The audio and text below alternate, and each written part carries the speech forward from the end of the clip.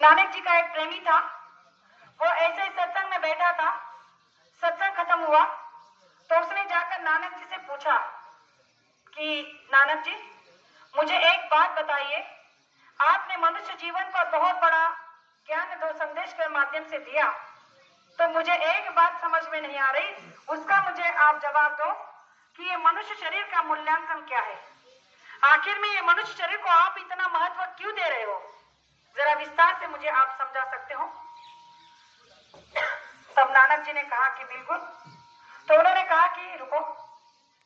उन्होंने अपने पास में पड़े एक झोले में एक पत्थर था, उस पत्थर को निकाला और उसके हाथ में रखते हुए उससे कहा कि ये पत्थर है, इस पत्थर को बाजार में लेकर जाओ और इसे तुम्हारे हिसाब से बेचो, लेकिन इसकी केवल बोली लगाना है, यानी कि इसकी जो कीमत लगेगी वो लगाते रहना है, बेचना नहीं है।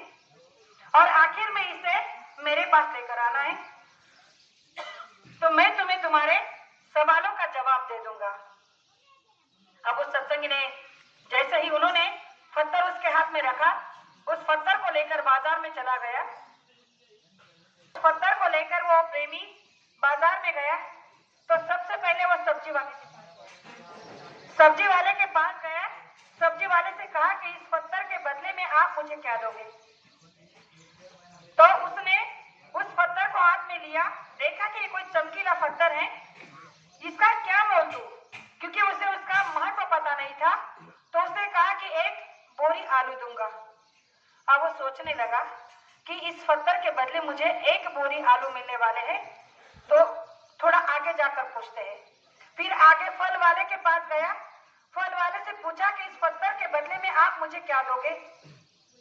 तो उस फल वाले ने भी उस पत्थर को लिया, देखा नीचे ऊपर, उसे लगा कि कोई चमकीला पत्थर है, इसकी कोई ना कोई कीमत तो होगी। तो उसने कहा कि तुम्हें जो 1 डजन संतरे दूंगा। अब वो सोचने लगा कि सब्जी वाला एक बोरी आलू दे रहा था, ये 1 डजन संतरे दे रहा है, इसका मतलब इसका भाव और बढ़ने वाला है। तो उसने इस बार सुनार के पास गया, सुनार से कहा कि भाई, इस पत्थर के बदले में मुझे आप क्या दोगे। में लिया और जब उसे देखा तो वो थोड़ा उस पत्थर को पहचान रहा था। उसने देखा कि ये तो कोई बेशकीमती पत्थर है, इसे अगर मैं रख लूंगा तो मेरा बहुत मुनाफा होगा, बहुत ही लाभ होगा। तो उसने कहा कि तुम्हें 50 लाख दूंगा। अब ये सोचने लगा, एक बोरी आलू, 1 डजन संतरा, अब इसने 50 लाख, मतलब ये बहुत ही बेशकीमती होगा, या इसकी और भी कीमत बढ़ सकती है, तो इसे किसी और बड़े के पास जाना होगा। तो वो जोहरी के पास गया। जब जोहरी के पास गया, जोहरी को जब वो पत्थर दिया, तो उसने जैसे ही उस पत्थर को देखा तो उसने अपने अलमारी से एक लाल मलमल का कपड़ा निकाला, मखमल का, उसे जमीन पे बिछाया और उसे कहा कि इस पत्थर को इस कपड़े पे रखो, क्योंकि जो पत्थर लेकर तुम घूम रहे हो एक महज एक पत्थर नहीं, एक बहुत बेशकीमती हीरा है जिसका नाम है रूबी। और ये रूबी हीरा संसार में बहुत कम लोगों के पास होता है जो तुम लेकर आए हो। तो उसने कहा कि ठीक है, अब तुम बताओ कि तुम इसके बदले में मुझे क्या दोगे। तो उस जोहरी ने कहा कि भाई, मेरे पास इतनी धन, इतनी दौलत, इतनी औकात नहीं कि मैं इस रूबी का जो है मोल लगा सकूं, इसके बदले में तुम्हें कुछ दे सकूं, इतने मेरे पास में दौलत नहीं है, तुम इसे किसी और के पास ले जाओ। तो उस वक्त उस सत्संगी ने कहा कि मैं बेचने भी नहीं आया, मैं तो केवल इसका मोल जान रहा हूं और तुमसे यही जानना था। अब उसने जब 4 जगह पर उस पत्थर का, उस हीरे का मोल निकाला तो अलग अलग हिसाब से लगाया, अलग अलग लोगों ने अलग पहचान के हिसाब से उसका मोल लगाया। और जब वो नानक जी के पास आया तो नानक जी से उसने कहा कि आपके कहे अनुसार मैं इसे बाजार में लेकर गया, 4 लोगों ने 4 हिसाब से इसकी बोली लगाई। सब्जी वाले ने 1 बोरी आलू दिया, उसके बदले में फल वाले ने 1 डजन संतरा कहा, सोनार ने 50 लाख कहा और जोहरी ने इसकी कीमत ही नहीं लगाई क्योंकि ये बेशकीमती है। तो नानक जी ने कहा कि बहुत अच्छा। तो फिर भी उसके बाद उस प्रेमी का समाधान नहीं हुआ। उसे नानक नानक जी से पूछा कि ये तो सब ठीक है, लेकिन इसमें मेरे सवाल का जवाब क्या? मैंने पूछा था कि मनुष्य जीवन का मूल्यांकन क्या, महत्व क्या है, उसका तो मुझे पता ही नहीं चला। तब नानक जी ने बड़े सुंदर शब्दों में उसे कहा कि अरे अज्ञान, जिस पत्थर को लेकर तू गया वो महज एक पत्थर नहीं था, लेकिन तू जिसके पास में गया, जिसको जितनी जितनी उसकी परख थी, उस हिसाब से उसने उसकी बोली लगाई, तो ये बाद में पता चला कि ये बेशकीमती हीरा है जिसका नाम रूबी पत्थर है। वैसे तू भी एक मनुष्य शरीर में आया हुआ नायाब हीरा है।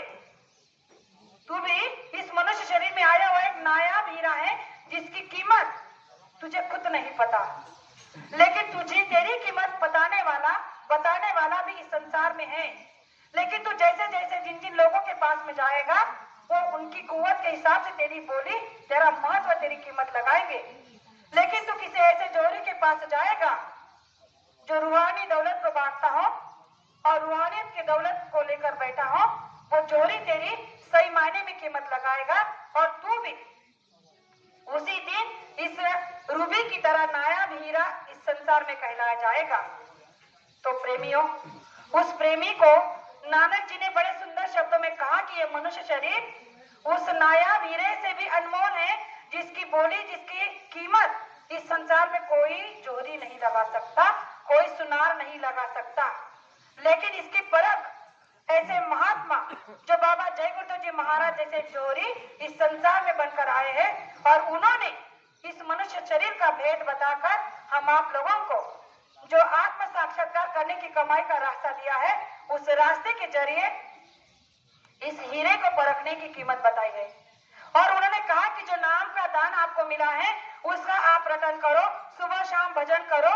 जब भजन करोगे, सिमरन करोगे, ध्यान करोगे, तो इससे है आपके अंदर की जो भी अवगुण है, जो भी बुराइयां हैं, वो कम होती जाएगी, कटती जाएगी, और आप निखरते जाओगे और एक दिन संसार में एक नायाब हीरा बनकर जब तैयार हो जाओगे, तो यही संसार के लोग तुम्हारी बोली लगाएंगे, तुम्हारा महत्व, तुम्हारा मूल्यांकन करेंगे कि ये देखो बाबा जय गुरुदेव का शिष्य है जो संसार में बहुत ही अनोखा है, जिसकी रहनी गहनी आचार विचार बड़े ही श्रेष्ठ हैं, बड़े उच्च कोटि के हैं। तो तुम्हारी परख उस समय होगी जब तुम किसी महात्मा के शरण में जाओगे और उनसे नाम का दान लेकर अपने आप को तराशोगे। तो प्रेमियों, ये मनुष्य शरीर बड़े सौभाग्य से मिला है। सुख केवल संसार में नहीं है, सुख केवल परमात्मा के परम आनंद में है।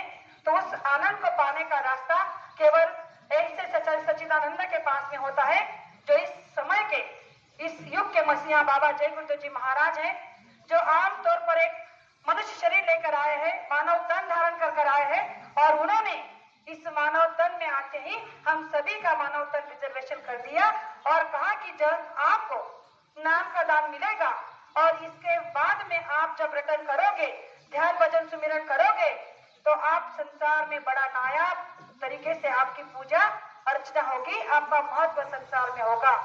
तो मैं सत्संगियों के साथ साथ संसारियों से भी कहना चाहती हूँ, जो माता पिता भाई बहन यहाँ पर आए हैं, उनसे आज एक ही विनती रिक्वेस्ट करूंगी कि ये मनुष्य शरीर बड़े सौभाग्य से मिला है, अब की बार दोबारा नहीं मिलेगा। जो धन दौलत रुपए पैसा हम आप कमा रहे हैं, ये सब यही रहने वाला है, साथ में कुछ नहीं जाएगा। इसका प्रमाण भी गुरु महाराज ने कई बार सत्संग में दिया है, लेकिन मैं अपने ही व्यवहार का, जो भौतिक संसार का है, जो उदाहरण मैं आपके सामने रखना चाहती हूँ कि चाहे राजा भोज हो